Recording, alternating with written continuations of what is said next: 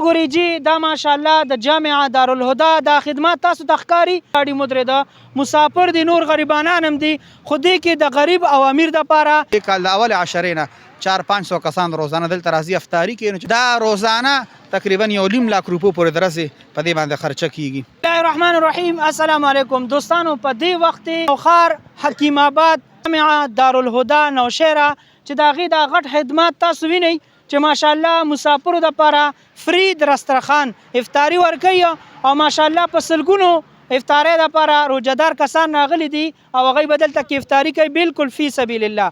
دا جامعه دارالهدى محتمم صاحب را سره موجود دی مولانا فضل الرحمن صاحب دوی سره خبرې کومه چې دا سیستم څنګه روان دی. ماشاءالله تیر کال 2 دسترخوانه اوس 4 دسترخوانه دي اضافه هم کیږي د دې د تعاون کم ځای نه راځي او دا څوک دا خرچه کراوي. السلام علیکم جی. علیکم السلام ورحمت الله. ټول ناول خو اختشام به تاسو شکریا تاسو رالی ډیره مننه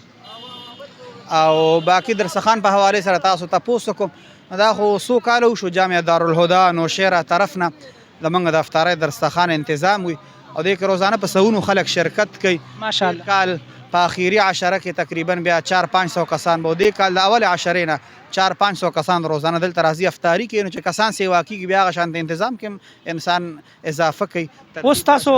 سم نه بینن اندازه لګی جی پرون تقریبا 450-500 کسانو ماشاءالله نن خو بس راځي ان شاء الله تاسو بخپل وګورئ چې څوره کسان وي. دا د تعاون مدرسه کوي کنه تاسو یو خپل نور څه مرګري دی هغه کوي په دې ملک پوهه کوي جی نه جی مدرسې خو چونکې خدمت خو اجتماعي د مدرسې طلبه هم راځي استادان منګه ټول خدمت کو او دا نظام هم د مدرسې زیر انتظام دی خو چې کوم د دې مالی معاملات دي د دې پیسې دي خرچي دي نو غزان ته زمونږ مدرسه کې دارالهدى ویلفیر فاونډیشن په نوم باندې ځان ته یو شعبه ده نو زمونږ څه ملګري دي نو هغوی هغې شعبې ته چې کله پیسې راشي نو هغوی کې دا فری افطاري درستخوان شه داسې لوی اختر کې اجتماعي قرباني شوه نو دا خرچې موږ د هغې شعبې زیر اهتمام چلو. باقي مدارس خو دې وخت کې تاسو ګورئ پوره ملک کې مدارس ډېر مشکلاتو کې دي او زمونږ مدرسه خپله په لکونو روپۍ قرضدارې ده نور مدارس هم مختلف هغه مقروض دي نو مدارس خپل خرچې نشي پوره کولی نو دا به څنګه وکړي خو دا ځان ته یو شعبه د هغې زیر اهتمام چې کوم دی هغې شعبې ته په دې مد کې پیسې راشي نو بیا دا پیسې موږ دلته کې لګو.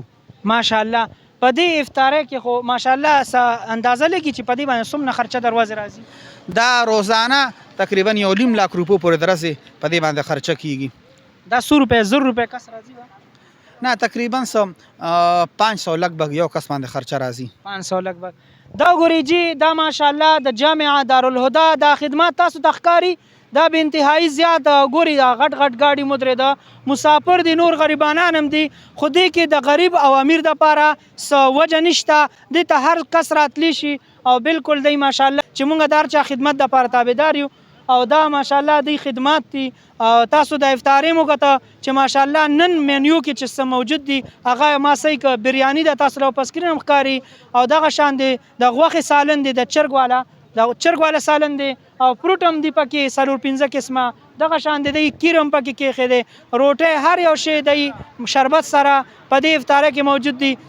مولانا صاحب د رابطې نمبر هم وایي که څوک پکې خپل تعاون کوي د فاونډیشن سره څوک تعاون کول غواړي هغه هم تاسو رابطه هم کولی شئ دلته راتلیم شئ. تاسو لږ رابطې نمبر وایي د مدرسې اختشام وایي زمونږ خو جامعه دارالهدى معروفه اداره ده او دغه اکاونټ نمبر ایزی پیسا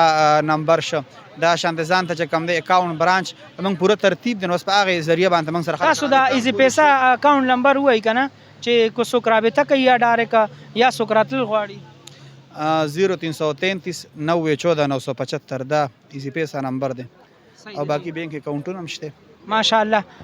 دا تاسو ته مونږ دا ټول خدمات ښکاره کوو د دې مدرسې او د مسافرو روجمات دا څه څه دی خوري دا ټول ورسره درته ښایم. دې سره مونږ تاسو نه اجازه والو د الله په امان.